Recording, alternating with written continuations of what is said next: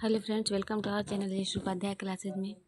आज हम लोग पढ़ेंगे भारत का संवैधानिक विकास। तो भारत का संवैधानिक विकास में पढ़ेंगे हम लोग 1773 का रेगुलेटिंग एक्ट। इसके तहत क्या क्या हुआ था। इस एक्ट के माध्यम से पहली बार ईस्ट इंडिया कंपनी पर ब्रिटिश पार्लियामेंट का अप्रत्यक्ष नियंत्रण स्थापित किया गया था। इस एक्ट के द्वारा बंगाल, बम्बई, मद्रास ये तीनों प्रेसिडेंसियों को बंगाल के गवर्नर के अधीन कर दिया गया, जिसे गवर्नर जनरल नाम दिया गया था। जिसे क्या नाम दिया गया था? तो गवर्नर जनरल। इस एक्ट के द्वारा कलकत्ता में 1774 ईस्वी को सर्वोच्च न्यायालय की स्थापना की गई, जिसके प्रथम मुख्य न्यायाधीश कौन बने थे? तो इलीजा इम्पे को बनाया गया था। इस न्यायालय के निर्णय विरुद्ध इंग्लैंड के प्रिवी काउंसिल में अपील हो सकती थी।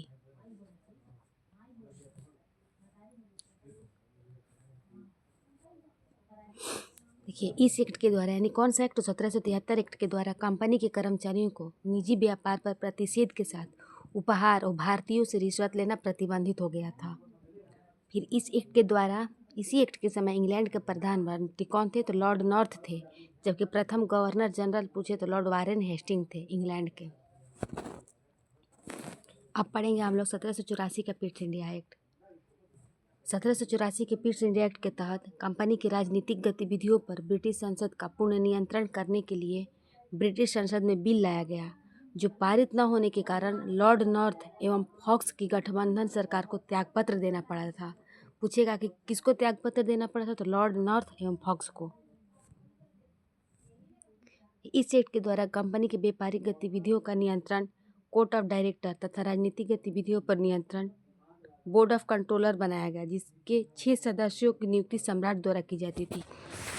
इसमें कितने सदस्य होते थे? तो 6 सदस्य, बोर्ड ऑफ डायरेक्टर और बोर्ड ऑफ कंट्रोलर।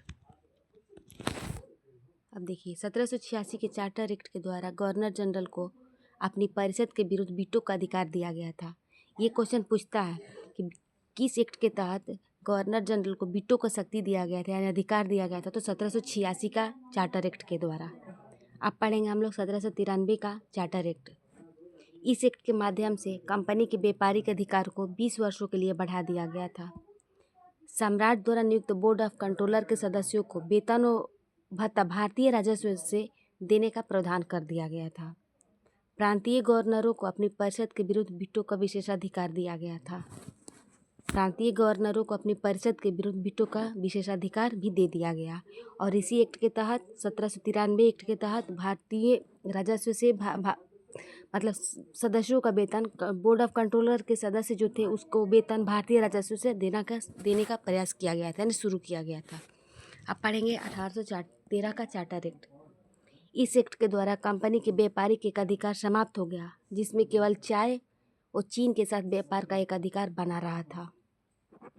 भारत में शिक्षा के प्रचार के लिए प्रतिवर्ष 1 लाख रुपया खर्च प्रावधान रखा गया। इसी के तहत पहली बार भारत में शिक्षा के लिए 1 लाख रुपया खर्च करने का प्रावधान बनाया गया था। कंपनी के अधिकार पत्र को 20 वर्षों के लिए बढ़ा दिया गया और ईसाई धर्म के प्रचार के लिए मिशनरियों की स्थापना का अधिकार प्राप्त हो गया था। कौन सा एक्ट? तो 1813। अब पढ़ेंगे 1833 के चार्टर एक्ट। इस एक्ट के द्वारा कंपनी के सभी व्यापारिक चाय और चीन को मिलाकर एक अधिकार समाप्त हो गए और कंपनी का कार्य केवल भारत का शासन करना रह गया।